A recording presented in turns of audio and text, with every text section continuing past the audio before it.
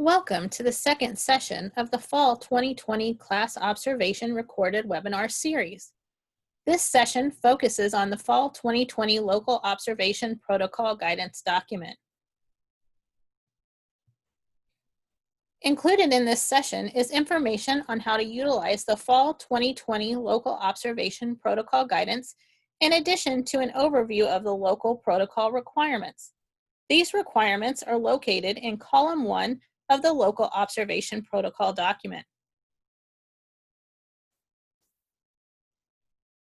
We will begin by looking at how the Fall 2020 Local Observation Protocol Guidance document is organized, so lead agencies can easily navigate its content when planning for fall observations.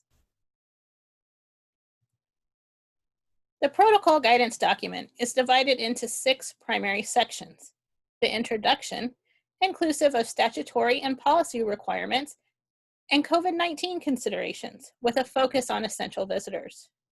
A table of contents, community, site, and observer level public health considerations informed by the Office of Public Health for when to stop or resume observation visits during the COVID-19 pandemic, information about updates made to the observation protocols for fall 2020, minimum protocol requirements for conducting 2020-2021 observations, and reference and additional resources located on the final page of the document. It is also important to note that multiple documents are linked throughout the protocol guidance for ease of use. Lead agencies are encouraged to review and utilize these documents as part of their planning for and execution of fall 2020 observations. As part of the review of the document during this session, we will skip the introduction section and move right into the public health considerations portion of the document. However, lead agencies are encouraged to review the introduction section if they have not already done so.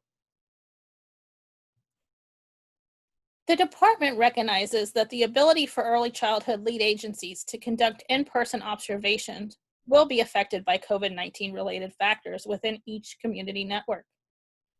As a result, and in partnership with the Office of Public Health, the department has established criteria that should be used when determining whether in-person observations can safely be conducted by external observers.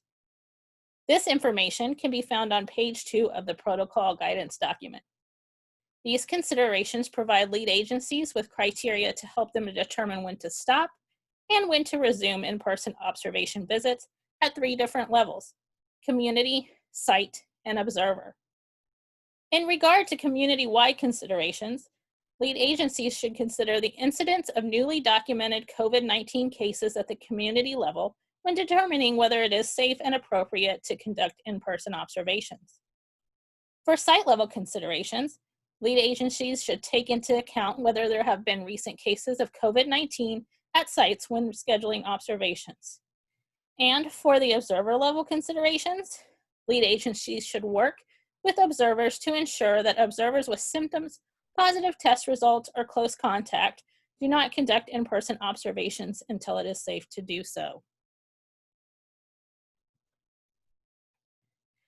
Pages 4 through 18 of the document contain the protocol guidance for conducting local observations. Lead agencies should familiarize themselves with all information in the protocol guidance and should consider the minimum requirements and protocols in all sections when planning observations.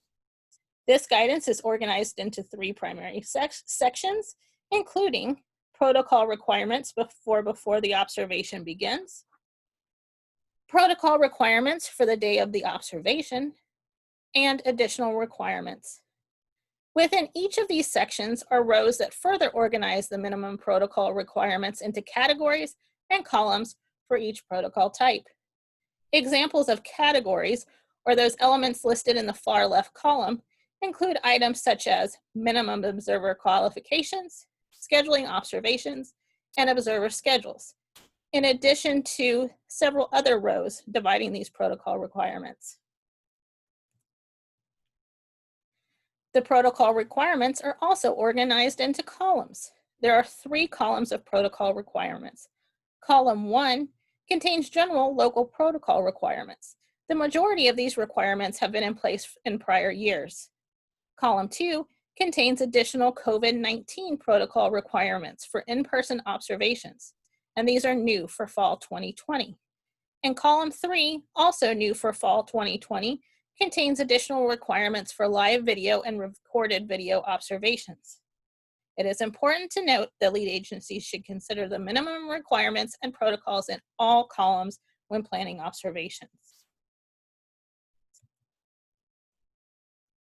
The fall 2020 class local observation protocol guidance may be updated regularly to reflect up-to-date information from the Office of Public Health, Teachstone, and the department. Anytime the document is updated, new information will be highlighted in yellow, and the date of the most recent update will be notated in the document's footer. Lead agencies are encouraged to refresh their web browser after visiting the link to this document on the Louisiana Believes website to ensure that they have the most recent version. We will now look closer at the local protocol requirements.